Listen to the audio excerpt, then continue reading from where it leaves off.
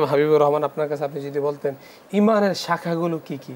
ঈমানের প্রথম শাখা হচ্ছে আল্লাহ সুবহানাহু ওয়া তাআলার উপর বিশ্বাস স্থাপন করা। এরপরে রাসূলুল্লাহ সাল্লাল্লাহু আলাইহি ওয়াসাল্লামকে অধিক পরিমাণে বিশ্বাস করা, ভালোবাসা, মহব্বত করা, রাসূলের পরিপূর্ণ আতাআত আনুগত্য করা, অনুসরণ অনুকরণ করা। আতিউল্লাহ ওয়া আতিউর রাসূল উলিল আমরি মিনকুম, আতিউল্লাহ।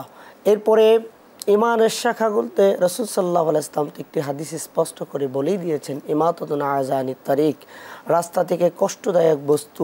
কষ্টদায়ক বস্তু বলতে আমরা শুধুমাত্র রাস্তায় পড়ে যাওয়া গ্লাস, কাঁটা এগুলো বুঝাই না।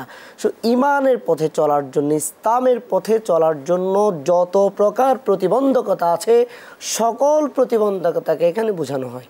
কাজে ঈমানের শাখার মধ্যে অন্যতম একটি শাখা হচ্ছে এটা যে রাস্তা থেকে মুমিন জীবনে, একজন মুমিন চলার ক্ষেত্রে, দিনের পথে চলার ক্ষেত্রে, স্বাভাবিক জীবনযাপনের ক্ষেত্রে তাকে স্বচ্ছ পথে পরিচালিত করা, এটি একটি ঈমানের অন্যতম শাখা। আমরা বলতে পারি যে মাহে রমাদান চলছে, অনেক মানুষ কোরআন পড়তে পারে না।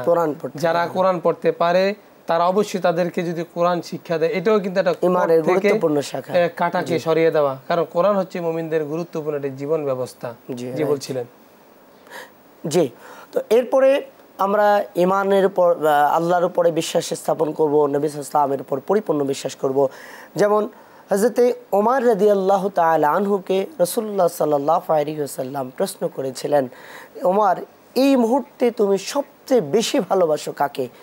ওমর রাদিয়াল্লাহু তাআলা আনহু খুব দায়িত্বহীন কণ্ঠে জবাব দিয়েছে, ইয়া রাসূলুল্লাহ, এই মুহূর্তে সবচেয়ে বেশি ভালোবাসি আমি আমার জীবনকে, এরপরে আমি ভালোবাসি আপনাকে। রাসূল সাল্লাল্লাহু আলাইহি ওয়াসাল্লাম কোনো কথা বলেন নাই। একটু পর হাঁটার পরে আবার প্রশ্ন করা হয়েছে, হে ওমর, তুমি এই মুহূর্তে সবচেয়ে বেশি ভালোবাসো কাকে? ওমর রাদিয়াল্লাহু তাআলা আনহু বয়োবৃদ্ধ, জ্ঞানবৃদ্ধ মানুষ, ওমর রাদিয়াল্লাহু তাআলা বুঝতে পারছেন যে আমি একটু আগে যে জবাবটা দিয়েছি এটা সঠিক হয় নাই।